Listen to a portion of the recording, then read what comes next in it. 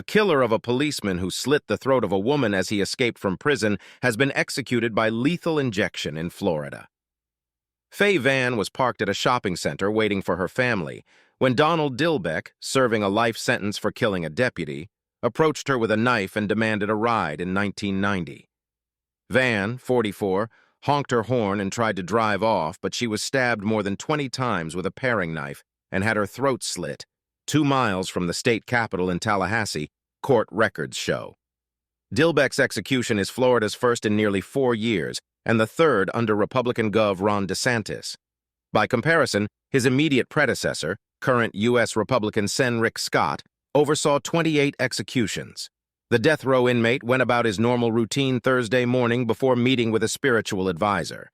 He ate his last meal, which was fried shrimp, onion rings, mushrooms, butter pecan ice cream, pecan pie, and a chocolate bar. None of his relatives came to visit him. Despite a prior escape attempt and an assault on another prisoner while serving a life sentence for the deputy's murder 11 years earlier, Dillbeck had been placed in a minimum security facility. He then walked away from a work release assignment catering a meal for a seniors event, bought the knife, and walked to Tallahassee, according to court records.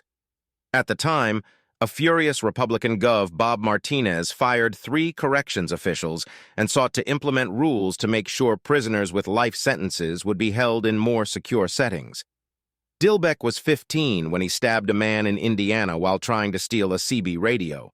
He fled to Florida, where Lee County Deputy Dwight Lynn Hall found him in a Fort Myers Beach parking lot. While Hall was searching him, Dillbeck hit the deputy in the groin and ran. Hall tackled him, and as the two wrestled, Dillbeck took Hall's gun and shot him twice. Dillbeck, now 59, would have had the possibility of parole after serving 25 years of his sentence for the deputy's murder. During the carjacking, Dillbeck told Van to drive because he had forgotten how, according to court documents.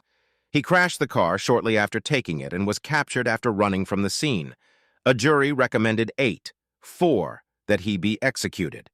The state Supreme Court earlier this month denied appeals, claiming that he shouldn't be put to death because he suffers from fetal alcohol syndrome, and it's cruel and unusual to keep him on death row for more than 30 years before his death warrant was signed.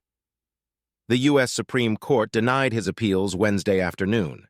DeSantis, who was re-elected last November and who is considered a potential 2024 presidential candidate, was quiet on the death penalty during his first term. His office refused to answer repeated phone calls and emails about the lack of warrants signed since 2019.